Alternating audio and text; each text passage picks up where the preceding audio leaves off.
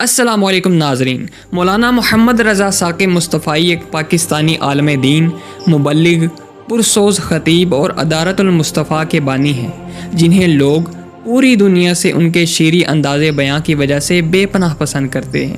آج کی اس ویڈیو میں ہم ان کی مکمل بائیوگرافی، اسلام کے لیے ان کی خدمات اور ان کی زندگی کے مختلف پہلوؤں کا احاطہ کریں گے اور جانیں گے کہ علامہ رضا ساکِ مصطفائی ایک شہرت یافتہ عالم دین اور مبلغ کیسے بنے۔ اس سے پہلے آپ سے گزارش کرتے چلیں کہ ہمارے اس چینل کو جلدی سے سبسکرائب کر کے ساتھ والے بیل کے آئیکن کو بھی ہلکا سا دبا دیں تاکہ ہماری نئی آنے والی ویڈیوز سب سے پہلے آپ تک پہنچیں۔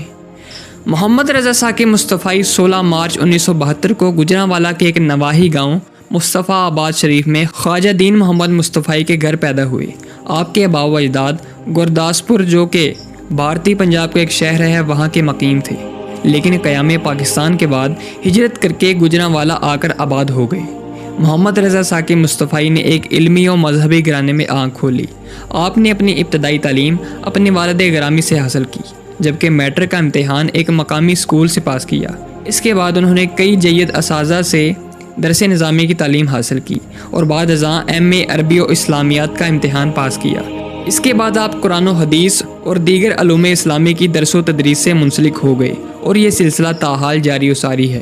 مولانا محمد رضا ساکِ مصطفائی نے تشہیر اسلام اور فلاحی سرگرمیوں کو تحریک دینے کے لیے ادارت المصطفیٰ کی بنیاد رکھی، جس کی کئی ذیلی شاخیں خدمت خلق کے لیے کوشاں ہیں اور نوجوان نسل کو مذہبی تعلیم کی فراہمی اور مریضوں کی خدمت کے لیے ہمہ وقت مشغول ہیں۔ مولانا رضا ساکِ مصطفائی اپنے منفرد انداز بیاں، شیریں لب و لہجے اور پر اثر خطبات کی وجہ سے نوجوان نسل میں بہت مقبول ہیں۔ الیکٹرانک اور سوشل میڈیا کے ذریعے لاکھوں لوگ ان کے علوم سے مستفید ہو رہے ہیں۔ دنیا کے کئی ممالک، جن میں پاکستان، انڈیا، افریقہ، بنگلہ دیش، کینیا، سری لنکا اور امریکہ سر فہرست ہیں، وہاں آپ کو سننے والوں کی کثیر تعداد موجود ہے۔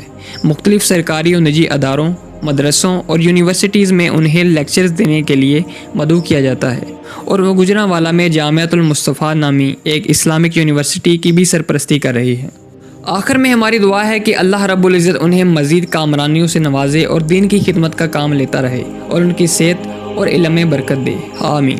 ناظرین، آپ کو ہماری یہ ویڈیو کیسی لگی؟ کمنٹس میں اپنی قیمتی رائے کا اظہار کرنا مت بھولیے گا۔